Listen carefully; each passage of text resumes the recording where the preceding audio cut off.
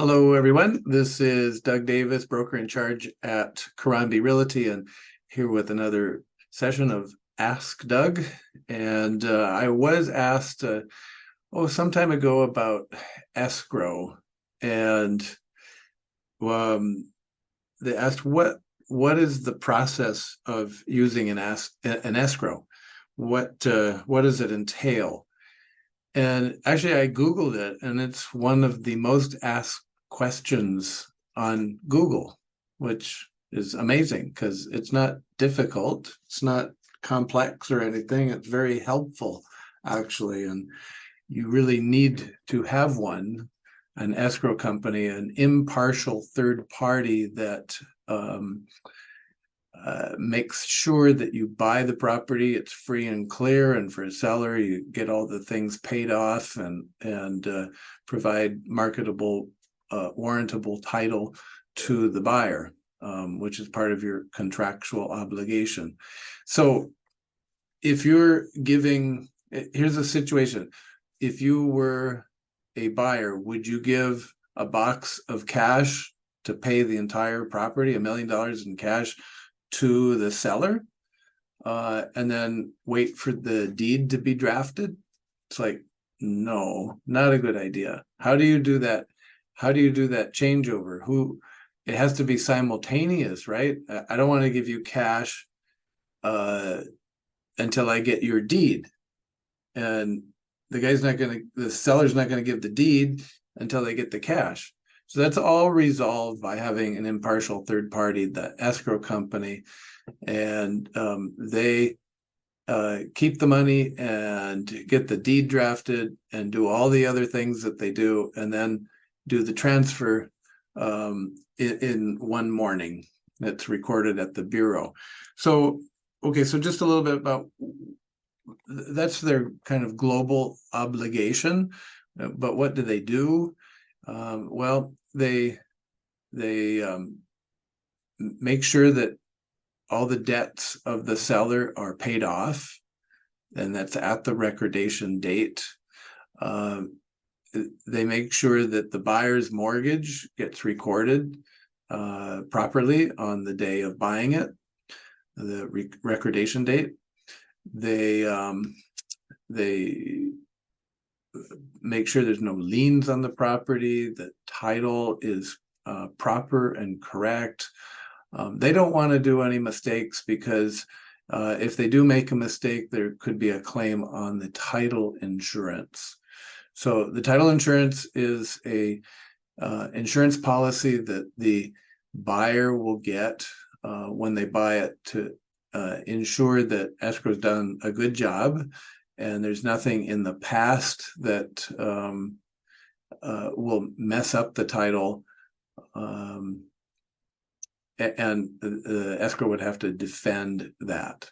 So they make sure that they provide clear and marketable title for the next transfer to the buyer, so they can rest assured. And they have title insurance that they would get to make sure that they have a policy to help defend any sort of claim that might come up. And they do get claims, so it's not an unusual thing. So you want to make sure you get title insurance, and escrow will provide that. They prorate the real property tax. They fill out all the forms to the federal government, showing the transfer of the monies, how much you're getting. Of course, the feds are in there looking at this, and they make sure city and county has the new address and the name of the new buyer, so that the real property tax bills can be paid in the future. They record the sale, as I mentioned, at the bureau, and pretty much that's what they do. So it's all set up for the buyer and seller. When you sell your house, you get and you have a buyer, you have a purchase contract that you review and maybe counter, and then you sign, and then all the contract goes to the escrow company, and they follow the contract. They do everything that the buyer and seller say that they want and that they agreed upon, and go all the way through it, and process everything that's in that contract, and then record it.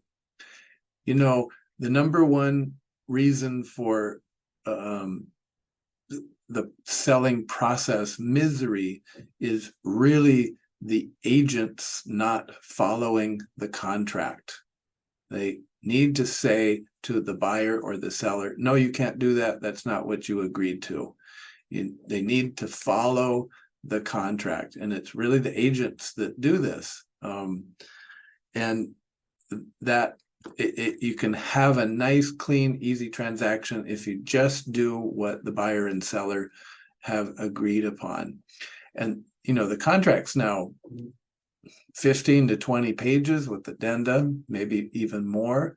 And just about everything has now found its way into the contract. So all the little sticking points are all taken care of in the contract. So there really should be no need for any disagreement on the way through the escrow process. And escrow just has to sit there if there's an argument and wait for it to be resolved, because they can only do what's contractual. So if there's a renegotiation, they need to have that in writing in order to proceed with the new contractual obligation. So there you go. It's all about the handoff of the money and the deed, and then all the little stuff that goes on in the middle, the prorations and payoffs and making sure the title's good. So there you have it. It's really simple. All you have to do is buy or sell a property, and the process happens for you.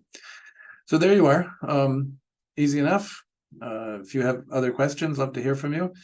And if you have any real estate needs, property management, estate management, listing a property to sell it, or buying a property, love to hear from you. All right, until next week, look forward to hearing from you. Thanks so much.